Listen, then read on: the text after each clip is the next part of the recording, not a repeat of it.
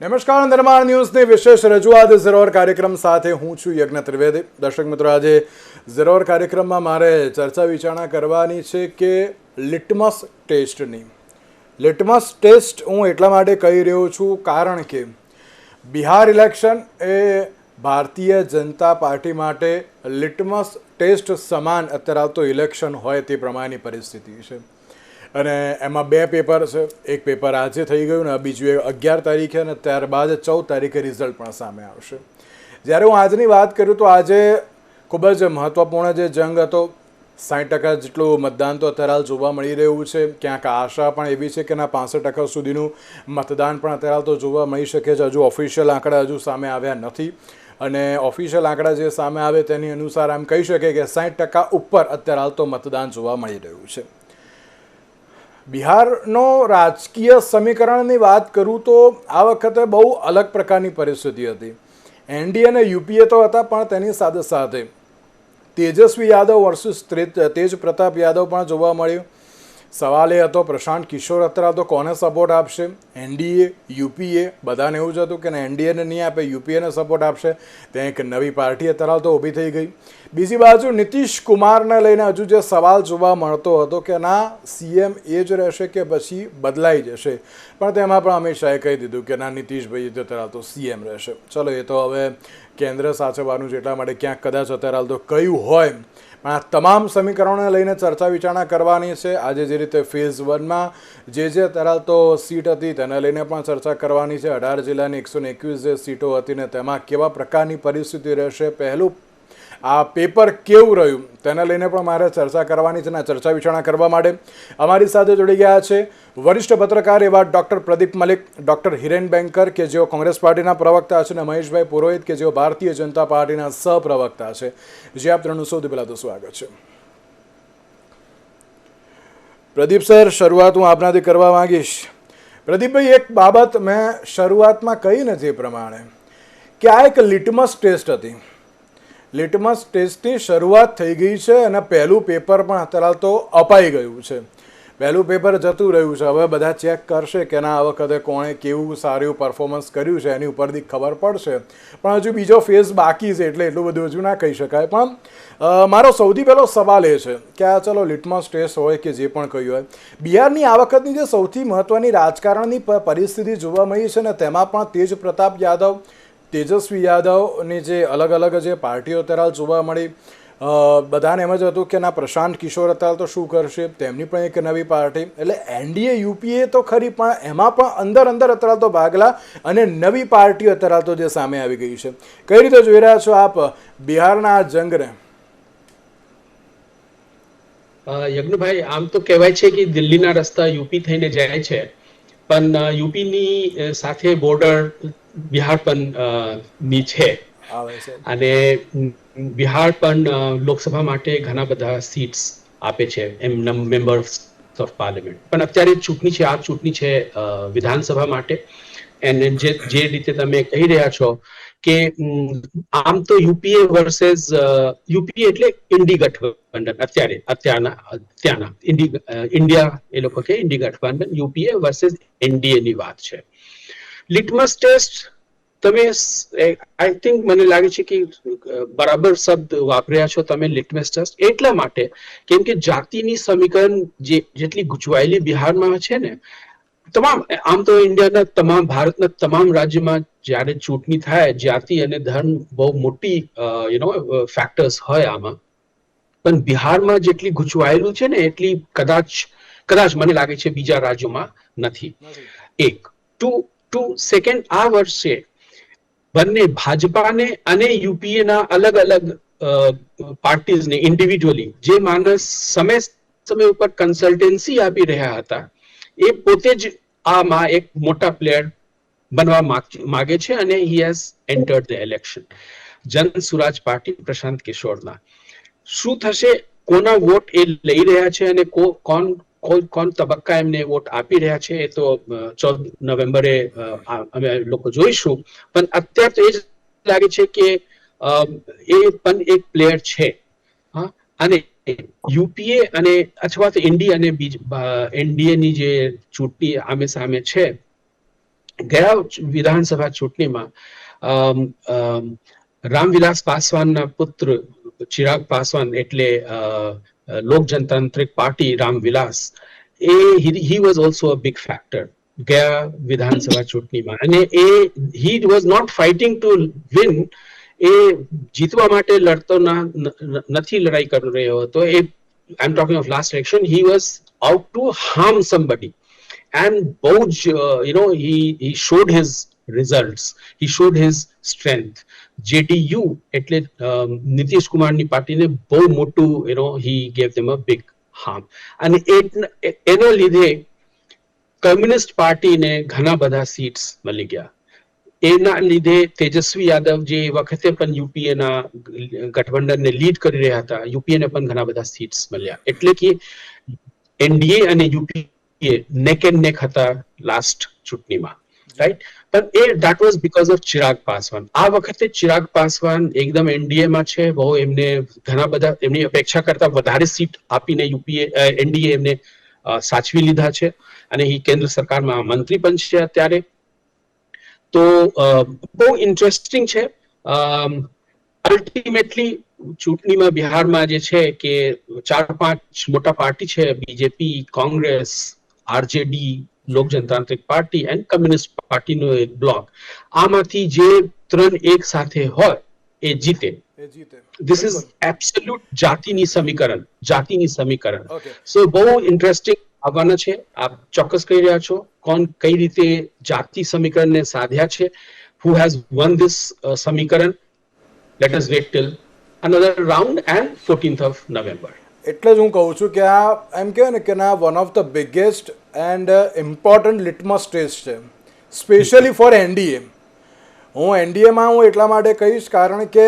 આ વખતે સવાલ એ જ છે કે આ વખતે એનડીએ એમની સીટ કેવી રીતે બચાવશે હિરેનભાઈ આ વખતે રાહુલ ગાંધીએ વોટ ચોરીને લઈને જે એક શરૂઆત કરી હતી બિહારમાં ત્યારબાદ રેલી પણ કરી શું લાગે છે કે ના છેલ્લા ઘણા વખતથી જે સિચ્યુએશન તો જોવા મળી રહી છે નીતિશ કુમાર ગમે તેમ કરીને અત્યારે તો પોતાનું જે સામ્રાજ્ય તો અત્યારે બચાવી લે છે પણ યુપીએ ઉપર આ વખતે અને સ્પેશિયલી કોંગ્રેસ ઉપર કોઈ વધારે પડતો આ વખતે વિશ્વાસ મૂકે તેમ કારણ કે બધી જ બાબતો વોટ ચોરીની બાબત પણ અહીંયાથી શરૂ થઈ સભાઓ પણ અહીંયાથી થઈ રેલી પણ સૌથી મોટી અહીંયાથી થઈ તો શું લાગે છે કે આ વખતે તમને સપોર્ટ મળશે એ પ્રમાણેનો યજ્ઞભાઈ વોટ ચોરીની જે વાત આપણે રજૂ કરી છે એ વોટ ચોરી એ કોઈ ઇલેક્શન લક્ષી વાત નથી એ ભારતના લોકતંત્રને બચાવવા માટે ક્યાંક યુઝ તો એ રીતે થયું હતું હિરેનભાઈ યુઝ તો ક્યાંક એ રીતે થયું હતું ને એટલે સમજો જે વોટ ચોરી કરતું હોય એના પેટમાં તેલ રેડાય એને દુખે એટલે રિએક્શન આપે પણ ખરેખર લોકતંત્રમાં તમારો અવાજ મારો અવાજ પ્રદીપ સરનો અવાજ મહેશભાઈનો અવાજ જો અવાજ જ નહીં રહે એને ચોરી કરી લેવામાં આવે તમારા નામે બીજો કોઈ વોટ કરી આવે બ્રાઝિલથી કોઈ મોડેલ આવે અને વોટ કરી જાય અને યજ્ઞભાઈને ખબર જ ના હોય કોઈ બ્રાઝિલિયન મેલ મોડેલ યજ્ઞ નામનો આવે અને વોટ કરી નાખે યજ્ઞભાઈને ખબર જ ના હોય તો તમારા અવાજનો વેલ્યુ જે અંબાણીની અવાજનો વેલ્યુ હોય જે તમામ લોકોના અવાજની વેલ્યુ એ બધાને સેમ વેલ્યુ છે એ ત્યાં સમાપ્ત થઈ જાય એટલે વોટ ચોરી જે છે એ લોકતંત્રને ભારતના લોકતંત્રને બચાવવા માટેની મુહિમ છે એને ઇલેક્શનથી જોડતો નથી હું વાત તમે જે કહી આ લિટમસ પેપર એનડીએ માટે ચોક્કસથી છે એટલા માટે કે આ પીએમ ની ખુરશીનો પાયો છે જો આ હલ્યો તો સરકાર 29 પહેલા ધસી પડશે આ પડી જશે એટલે કેમ કરીને પોતાની ખુરશી ટકાવી રાખવી એના માટેની આ આખી જથ્થોજહદ છે આટલી જે ચિંતા કરી રહ્યા છે નીતિશ કુમારની કોઈ ચિંતા છે નહીં કારણ કે જે મહાઆઘાડી પ્રમાણે જે કોંગ્રેસ પક્ષે ત્યાં મહારાષ્ટ્રમાં જે કામગીરી કરી એ જ તમે આ જુઓ એ જ પેટર્ન તમે જુઓ તો જે રાજ્યમાં ગયા એ રાજ્યની સ્થાનિક પાર્ટીના 2 ટુકડા કરી નાખ્યા હોય હિરેનભાઈ ભાજપની વાત તો હું કરીશ તમે પહેલા કોંગ્રેસની વાત કરજો પછી હું ભાજપ ઉપર આવું છું અમે તો સ્પષ્ટપણે માનીએ છીએ કે જે પ્રકારે મહાગઠબંધન ઇન્ડિયા બ્લોક એ જે કામ કરી રહ્યું છે એમાં સ્પષ્ટ બહુમતીથી થશે અત્યારે જે પ્રકારનું પહેલા ફેઝનું ઇલેક્શન થયું છે ગયા વખતે પણ 2020ના ઇલેક્શન વખતે પણ 66 સીટો પર એનડીએ ને હાર મળી હતી અને કોંગ્રેસ પક્ષ 63 સીટો ઉપર વધારે એટલે ઇન્ડિયા બ્લોક જે કહેવાય એ 63 સીટો ઉપર એ વખતે જીત્યું હતું આ વખતે આમાં સીમાંચલ જે છે એમાં પણ યાદવ મુસ્લિમની કોમ્બિનેશન છે, અને જગ્યાએ સ્પષ્ટપણે કોંગ્રેસ અને આરજેડી નું બહુમત ત્યાં રહેવાનું છે. એટલે જે પ્રકારે જે વાયદા વચન આટલા 20 વર્ષથી સરકાર હોવા છતાં એક પણ એવો વચન કે વાયદો ઠોસ સાબિત કરી શક્યા નથી જેના પર ત્યાં વોટ માંગી શકે. તો તમને કેમ આપે વોટ? આજનો જ કિસ્સો તમે કહીએ, ડેપ્યુટી સીએમ ના કાફલા પર જો હુમલો થતો હોય અને પછી એને રાજકીય એમ કહેવા કે ભાઈ પેલી પાર્ટી કર્યું બીજી પાર્ટી કર્યો, પણ આ પ્રકારની ગંભીર ગુનાહિત બેદરકારી ત્યાં થતી હોય તો દર્શાવે છે કે બિહારની હાલ પરિસ્થિતિ કયા પ્રકારની છે. તો તમને કેમ વોટ આપે? યુનિવર્સિટી શું છે, યુનિવર્સિટી લગાવીશું ને ફેક્ટરી લગાવીશું, પણ આ તમામ વસ્તુ તમે આટલા 20 વર્ષમાં કરી શક્યા હોત, એ કશું જ નથી કર્યું. અને તમે જયારે બહેનો યાદ આવી, જે પ્રમાણે એમપીમાં બહેનો યાદ આવી હતી, જે પ્રમાણે મહારાષ્ટ્રમાં બહેનો આવી હતી, એમ 10,000 આપીને વોટ ખરીદવાનો એક જે કામગીરી કરવામાં લોકો સમજી ગયા છે. આ વખતે સ્પષ્ટપણે સ્પષ્ટ બહુમત એ ઇન્ડિયા બ્લોકને મળશે અને તેજસ્વી તેના સીએમ બનશે. તેજસ્વી યાદવ સીએમ બનશે. તમે તો યાર હજુ પહેલું પેપર હજુ તો પેલું કે ને હજુ તો એક્ઝામિનર સુધી પહોંચ્યું છે, ત્યાં તો તમે રિઝલ્ટ ડિક્લેર કરી નાખો હિરેનભાઈ. તમારો કે એક્ઝામમાં કેવું પરફોર્મ કરીને આવ્યા છે એટલે તો કહી શકીએ કે અમે સારા માર્ક્સ લાવીશું. પછી એક્ઝામિનર ને પણ અત્યારે તો જોવાનું હોય ને કે ના તમે અંદર કેવું લખ્યું છે એ ચેક અત્યારે તો એ લોકો કરશે ને. મહેશભાઈ, જી બિલકુલ બિલકુલ.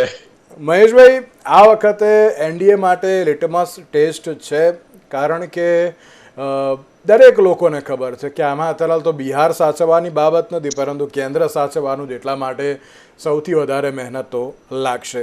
મહેશભાઈ, પ્રશ્નો ઘણા બધા હતા, આ વખતે પક્ષો પણ ઘણા બધા છે, લાગે છે કે ના ફરી એકવાર તમે પુનરાવર્તન કરી શકશો તેમ?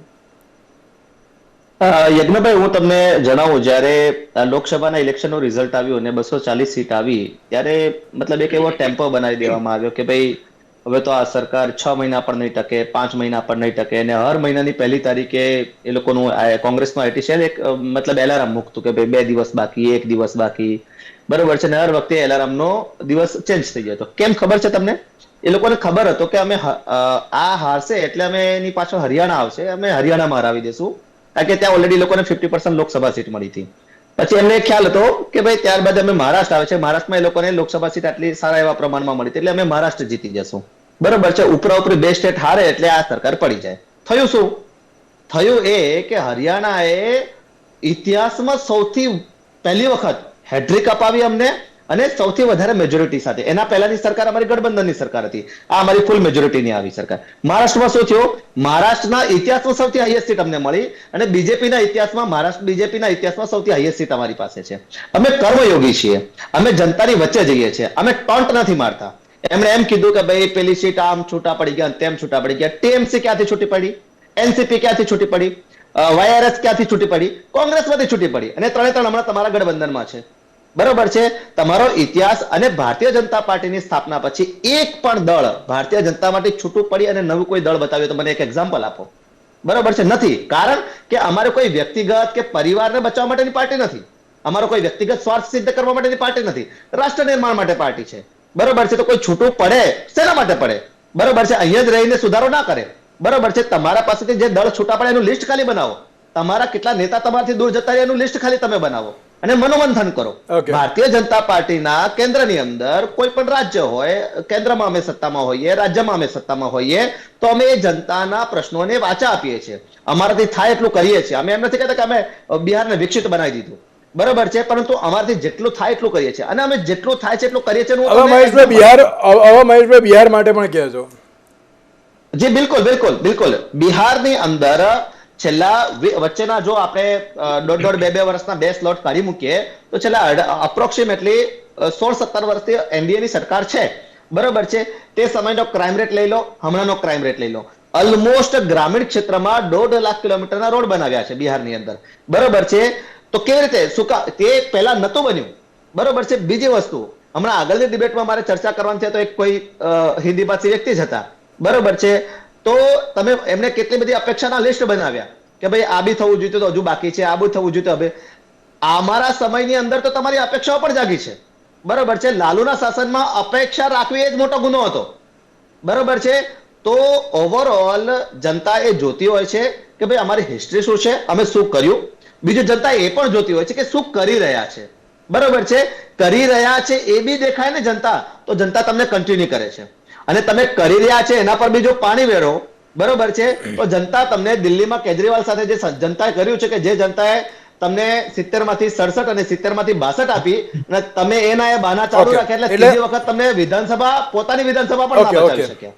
એટલે તમે એમ કહી રહ્યા છો કે ના બિહારમાં વિકાસના કાર્યો થયા છે. ઓકે, બિલકુલ બિલકુલ. ઓકે મહેશભાઈ, મારો સૌથી પહેલો સવાલ કે પ્રદીપભાઈ ક્યાંક ખોટો હું તો કરેક્ટ કરજો. બિહારનો સૌથી મોટો એક ક્વેશ્ચન માર્ક એ છે રોજગારી પ્લસ રોજગારીને કારણે માઇગ્રેશન. એ સૌથી મોટો પ્રશ્ન અત્યારે જે જોવા મળ્યો છે. તમે રોડ રસ્તાની વાત કરો છો, પેલી બ્રિજની એક વિડીયો આવ્યો હતો કે બનાવ્યો હતો ને 2 દિવસમાં આખો બ્રિજ કોલેપ્સ પણ થઈ ગયો હતો. એટલે તમે વિકાસની વાત કરો તો ત્યારે આ 2 મહત્વના જે પાસા જોવા મળતા હોય છે કે જે દરેક જાહેર જનતાને ટચ કરે એવા છે. મહેશભાઈ, આપ તેને લઈને પણ શું કહેશો તો પછી? જી, આપણા દેશની અંદર મને એક એવું સ્ટેટ બતાવો કે જે સ્ટેટની અંદર એના માણસો ત્યાં જ કામ કરતા હોય. પોસિબલ જ નથી. ગુજરાતની અંદર તમને પંજાબી જોવા મળશે, પંજાબની અંદર તમને ગુજરાતી બી જોવા મળશે, ગુજરાતની અંદર તમને મરાઠી જોવા મળશે, તો મહારાષ્ટ્રની અંદર તમને ગુજરાતી બી જોવા મળશે.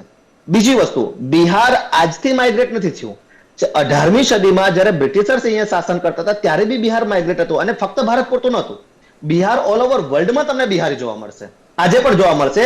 હું એક કન્ટ્રીનું નામ ભૂલી ગયો, ત્યાં તો ઓલમોસ્ટ એ બિહાર જ બની ગઈ છે આખી કન્ટ્રી. તેના પ્રધાનમંત્રી બી બિહારી છે, બરોબર છે. સો માઇગ્રેશન ને તમે ઇશ્યુ ના કહી શકો, તમે એ કહી શકો હા જો 100% માઇગ્રેશન ફક્ત ને ફક્ત મજૂરી કરવા માટે છે તો ધીસ ઇઝ વેરી બિગ, મતલબ એક ચિંતાનો વિષય છે, બરોબર છે. પરંતુ તમે એને ફક્ત એ મુદ્દો બનાવો તો એ નથી યોગ્ય. કેટલા બધા ગુજરાતીઓ રોજગારીને લઈને શું કહેશો તો હવે? બિલકુલ, જો રોજગારીનો સૌથી પ્રાઇમરી કોઈ પણ છેલ્લા મને પીરિયડ ઓફ ટાઈમ ખબર નથી પણ છેલ્લા કેટલાક સમયની અંદર 50,000 કરોડનું ઇન્વેસ્ટમેન્ટ બિહારની અંદર આવ્યું છે. ક્યારે આવ્યું? રોજગાર, કોઈ પણ કંપની ઇન્વેસ્ટ કરે એની પહેલી બેઝિક શું હોય છે ખબર છે? સુરક્ષા હોય છે. તમારા કટ્ટા અને કરપ્શન રાજની અંદર કોઈ કંપની વાળાને સુરક્ષા જ નથી, બરોબર છે. એટલા માટે ત્યાં એટલું બધું. પરંતુ હવે કન્ટિન્યુ શાસનના કારણે ખાસ કરીને કેન્દ્રમાં બીજેપી આવ્યા બાદ, બરોબર છે, હમણાં ત્યાં ઇન્વેસ્ટમેન્ટ વધી રહ્યા છે. ત્યાં બીજું વસ્તુ, જ્યારે કોઈ ડેવલપમેન્ટના કામ થાય છે ને તો કઈ રોડ આપણે આકાશમાંથી ઉતારીને રોડ પાથરી નથી દેતા. એ કશે ને કશે લોકલ લોકો ત્યાં કામ કરે છે, બરોબર છે. કોઈ મશીન ચાલતું હશે તો એના પર કોઈ ડ્રાઈવર હશે, બરોબર છે. ત્યાં સિમેન્ટ પથરાતી હશે તો કોઈને કોઈ એક મજૂર હશે. તો એ પણ જ્યારે ઇન્ફ્રાસ્ટ્રક્ચર ફેલાતું હોય છે ત્યારે એ પણ એક રોજગારીનો જ એક માધ્યમ હોય છે. ઓકે હિરેનભાઈ, રોજગારી આપી છે બધું જ અત્યારે તો સારું છે ને એ પણ તમે જેમ રિઝલ્ટ જ અત્યારે તો ડિક્લેર કરે દે કે ના અમે જ અત્યારે તો આવવાના છે. હિરેનભાઈ, સૌથી એમને બહુ સારી વાત કરી કે જે માઇગ્રેશન થાય છે અને જે ક્રાઇમની વાત કરી, NCRB ના ડેટા, એટલે ભારત સરકાર પોતે આપતી ડેટા 2015 થી 2024માં માત્ર બિહારમાં 80.2% વધારો થયો છે. એટલે એમ કહી શકે કે 100% વધારો. એક રેપ થતા હોય તો આ દરમિયાન 2 રેપ થઈ ગયા છે. એટલે એ પ્રકારની ક્રાઇમ કેપિટલ એ બિહાર છે જ, અને એમાં વધારો કરી નાખ્યો આટલા વર્ષોમાં એ છે જ. બીજું જે ઇમિગ્રન્ટ્સની વાત કરી, ઇમિગ્રન્ટ્સ તો બિહારમાં છે જ. ઇવન ગુજરાતમાં 22,000 લોકોએ ગયા વર્ષ આ 7 વર્ષમાં પોતાની સિટીઝનશીપ મૂકી દીધી. ગુજરાતની વાત કરું છું, બિહારની વાત તો છોડી દઈએ આપણે. દેશમાં 8 લાખ લોકોએ સિટીઝનશીપ ત્યાગી દીધી. એમાં 8,000 એ હાઈ વેલ્થ વાળા લોકો હતા, એટલે જે કરોડપતિ જેને કહી શકાય એવા 8,000 અજબોપતિ લાખોપતિ લોકોએ એ દેશમાંથી છોડી દેવું પડ્યું. એટલે સુશાસન શું છે, એમનું ગવર્નન્સ કેવું છે, બધાને ખબર છે. વાત એ છે કે તમે એક પણ સ્કીમનું નામ, તમે જે સ્કીમો ત્યાં રજૂ કરી, 20 વર્ષમાં તમે ત્યાં કામગીરી કરી, નીતિશ જેને જે ચહેરો કહી રહ્યા છો એમની એક સભા સંબોધવામાં ના આવી. ભાઈ તમે જે આટલા વર્ષોમાં તમે એમ કહો છો કે નીતિશ જેના નામ પર અમે ઇલેક્શન લડીશું, તમે મને બતાવો એક સભા એમની કઈ જગ્યાએ એમને બોલવા દેવામાં આવ્યા? વાત એ છે કે તમારી પાસે કોઈ ચહેરો નથી, ના નીતિ છે, ના નિયત છે, અને માત્ર પોતાનું ઇલેક્શન જીતવા માટે તમે પ્રોપોગન્ડા કરતા હો. તમે બીજા ગ્રુપને એમ કરતા હો કે તમે એકદમ સિમ્પલ સામાન્ય માણસ સમજી શકે. યજ્ઞભાઈ, બિહારની દીકરી ગુજરાતની દીકરી નહીં. હિરેનભાઈ, હું આપને રોકવા માંગુ છું. આ સ્પષ્ટ દેખાડે કે માત્ર ઇલેક્શન જીતવા માટે 10,000 આપીને વોટ ખરીદવાની વાત કરવામાં આવે. એટલે લોકો સમજી ગયા છે કે આ પ્રકારનું રાજકારણ ન હોવું જોઈએ. તમે ત્યાં ઇન્ડસ્ટ્રીઝ આપો, તમે ત્યાં રોજગાર આપો. આ જે ઇમિગ્રન્ટ્સ છે એ પરમનન્ટ ઇમિગ્રન્ટ્સ થઈ રહ્યા છે, બિહાર છોડીને જતા રહી રહ્યા છે, અને બીજા રાજ્યોમાં એમની કેવી પરિસ્થિતિ એ લોકોએ જોઈ છે.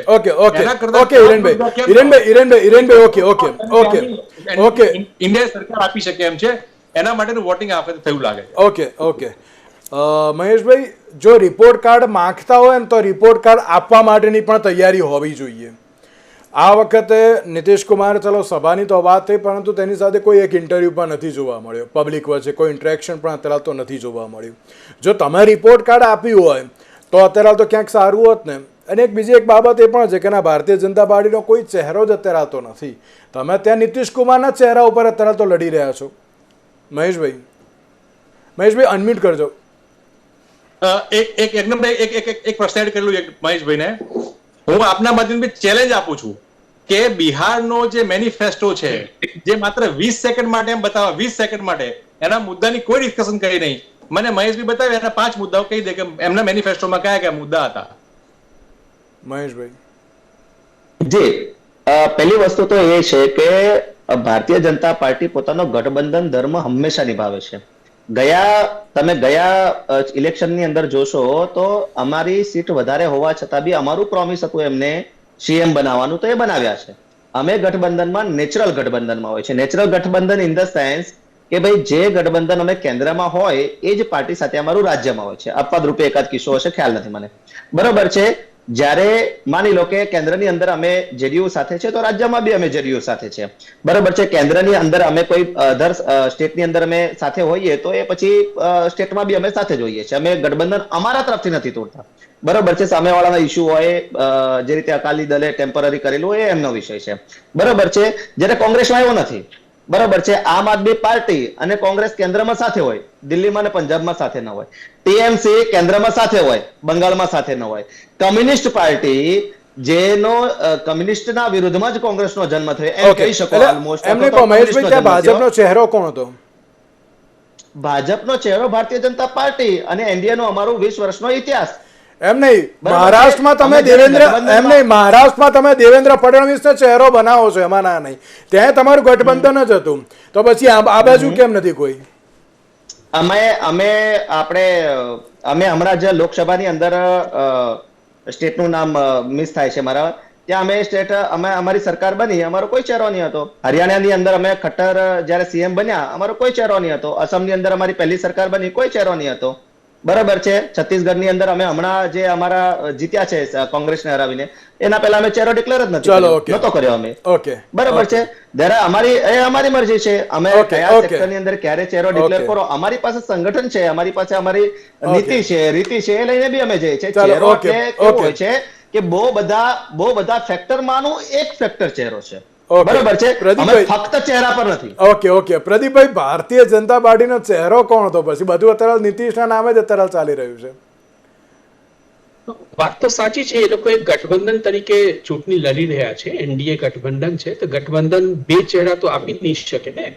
તો એક જ કોઈ ચહેરા આપે, અને એટલા માટે દે હેવ ડિસાઇડેડ કે નીતિશ કુમાર અમારા ચહેરા છે અત્યારે. હા, એ વાત સાચી કે નીતિશ કુમાર બહુ આગળ નથી. જે રીતે જે હિરેનભાઈ કહેતા હતા કે એમની સભા ક્યાં છે, એ પ્રશ્ન છે.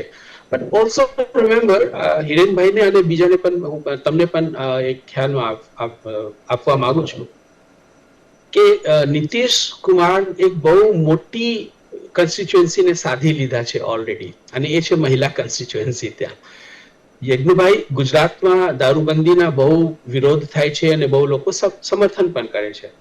એ જ રીતે બિહારમાં પણ છે. પણ તમને હું કહું, બિહારના મહિલાઓ તમામ બહુ ખુશ છે એના લીધે, દારૂબંધીના લીધે, નશાબંધીના લીધે ત્યાં. અને નીતિશ કુમારે બહુ મોટી nearly 50% of the population A already સાધી લીધા છે. That is his strength. અને એમનું એ સ્ટ્રેન્થ એ પણ છે કોન્ટ્રોવર્સીથી દૂર રહેવામાં અને કામ પર જોર દેવામાં. જ્યારથી એ ચીફ મિનિસ્ટર બન્યા છે, ઓલમોસ્ટ 15-20 years નાવ, જે સ્પેશિયલ જે પાયા જે નાખવાનું હોય ને વિકાસનું, એ પાયાનું કામ એ કરી દીધા છે ઓલમોસ્ટ. હિરેનભાઈની વાત સાચી, એનસીબીની જે ફિગર્સ છે બહુ ખતરનાક ફિગર્સ છે, બહુ ચિંતાની વિષય છે. પણ એટ ધ સેમ ટાઈમ હું કહેવા માંગુ છું કે compare to the previous generation, compare to ગયા દાયકાઓ, એ સ્થિતિ બહુ સુધરી છે બિહારમાં. ક્રાઇમ રેટ, બિજલી અને રસ્તા, આ 3 વસ્તુ બિહારમાં બહુ સારી રીતે કામ થઈ રહ્યા છે. અને જે કહેવાય છે ને કે બિહાર હવે એક ઇકોનોમિક ડેવલપમેન્ટમાં સ્ટેજીસ હોય, Okay. પ્રી કન્ડિશન ન હોય, પ્રદીપભાઈ. કન્ઝર્વેટિવ ટેક ઓફ ની સ્ટેજ ઉપર છે અત્યારે. જી ચેલેન્જ એ છે કે જે કોઈ જીતે, એનડીએ અથવા યુપીએ, એ ટેક ઓફ કઈ Okay. રીતે કરશે. That is the challenge. પ્રદીપભાઈ એક છેલ્લો સવાલ. પ્રશાંત કિશોર અને તેજ પ્રતાપ યાદવ કે જે બે અલગ અલગ છે, કઈ પાર્ટીના વોટ તોડે તેવી શક્યતાઓ છે? હાર્ડલી એની. પ્રશાંત કિશોર જે વોટ તોડશે એ બહુ પ્રબુદ્ધ વર્ગના વોટ તોડશે. અને આગળના જે લોકો છે, અગ્રી જાતિ જેને કહેવાય છે, અગ્રી જાતિની સંખ્યા લગભગ 10% છે ત્યાં બિહારમાં. તો પ્રશાંત કિશોર પોતે બહુ ઓછા લોકોને ખ્યાલમાં છે, એ બ્રાહ્મણ છે પોતે, તો બહુ ઓછા એમની અસર છે અત્યારે. ગ્રાસરૂટ્સ ઉપર બહુ કામ કર્યા છે, પણ અનફોર્ચ્યુનેટલી ઇલેક્શન એક ઇમોશનલ વિષય છે, અને ભાજપા, દેટ ઇઝ એનડીએ, અને તેજસ્વી યાદવ લેડ ઇન્ડી ગઠબંધન અથવા મહાગઠબંધન, એ ઇમોશનલ ઇસ્યુ ઉપર લડી રહ્યા છે. અને લોકો જનરલી ઇમોશનના ઉપર જ જઈને છેલ્લે વોટ આપે છે. જાતિ અને ઇમોશન, અને જાતિના વાત કરીએ તો મને લાગે છે કે ભાજપાએ બહુ સારી રીતે એ લોકોએ સાધી લીધા છે આ સમીકરણ. બિલકુલ. તેની સાથે જ મહેશભાઈ, પ્રદીપભાઈ અને હિરણભાઈ, આપ ત્રણનો આભાર અમારી સાથે આ ચર્ચા વિચારણામાં જોડાવા માટે. દર્શક મિત્રો, સવાલ એ છે, લિટમસ પેપરનું પહેલું પેપર તો અત્યારે હાલ અપાઈ ગયું છે, બીજા પેપરની રાહ જોવાની છે, અને તેમાં કેવી રીતનું પરફોર્મન્સ જોવા મળશે તો આવનારો સમય બતાવશે. આજના વિશેષ કાર્યક્રમમાં મને આપશો જા. નમસ્કાર.